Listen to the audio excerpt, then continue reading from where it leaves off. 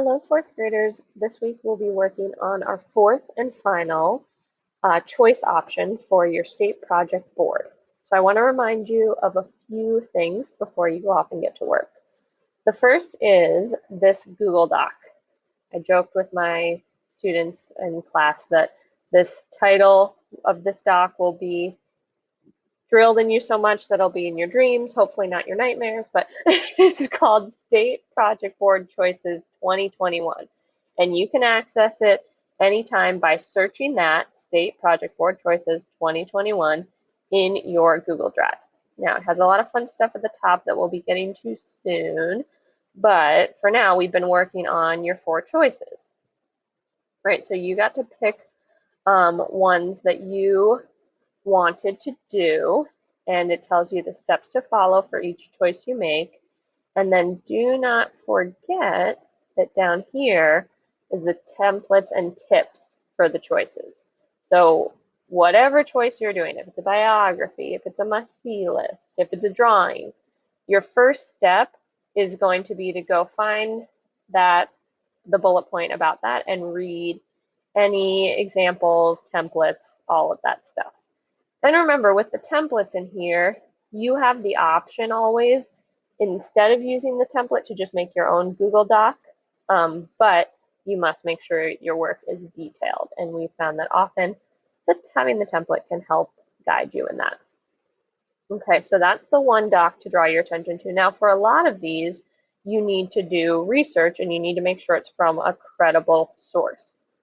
So the other doc, which is linked here actually, and you know and love it, is State Project Websites 2021. That is your list of credible sources that you should be using. For instance, if I'm going to do a biography on someone, I'll want to look in World Book and search up that person. Or maybe I wasn't sure which person to choose for my biography. I could go on Pebble Go and go into my state and scroll down. There's a section on famous people in your state. So use these resources that we've been using all along to help guide you as you do the project board options as well, to make them detailed and interesting. And after you complete your choice, you'll see this checklist in Seesaw that just says that you followed all the steps we've been talking about to make sure that you can feel proud of your work and it is completed thoroughly. Step 6 on the checklist is a big one. You want to make sure that your doc is in the right folder, and you should have made a folder called Last Name State Project Choices.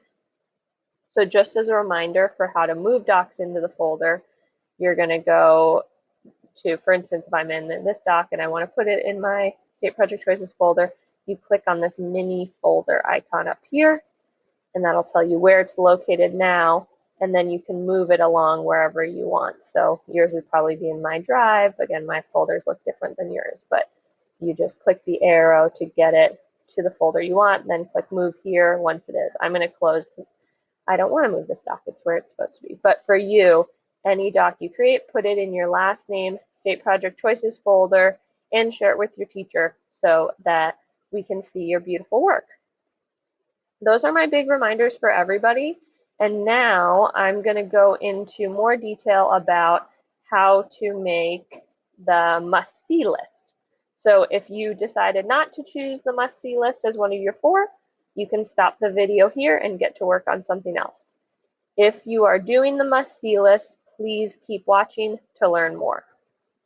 So right here, the must-see list has a good example that we're going to read. And note it says you should have 3 to 5 places on your list. So you want to make sure you follow that. As you look through this, what do you notice? Just going to scroll through slowly so you can read a little, spot what you notice.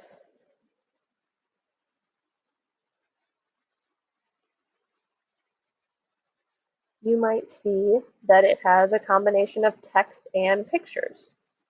You might see that the places are listed, 1, 2, 3, but below each is a more detailed paragraph that gives some context about what the place is and what visitors can do there. There's also a little introduction paragraph that gets you excited to read more and it kind of sets you off on the right foot. So these are all aspects you'll want to include when you do your must-see list as well. You also might find it helpful. One resource I found really helpful when doing mine for Illinois was Pebble Go. So you might find it helpful to go on Pebble Go. I'm just going to show you. We know the steps. You sign in, and if you forgot these steps, it says it on that doc we were just on, State Project Websites 2020. We want Pebble Go next. We want states. I'm going to do Illinois. And once you're in here, this tab of landmarks can be really helpful for your must-see list to get some ideas. Right, so I ended up actually using the Field Museum as one of mine. So you can pick and choose from here. Also, if you know one you like and you want to put on your list, you could do World Book and see if there's a World Book article on that place, so you could get some actual details from your research. But in the end, you want your final product to be detailed and present nicely on your board, or if you're doing if you're doing this at home, just present nicely on the Google Doc so that your audience can enjoy finding out what to see in your state. Good luck with your work.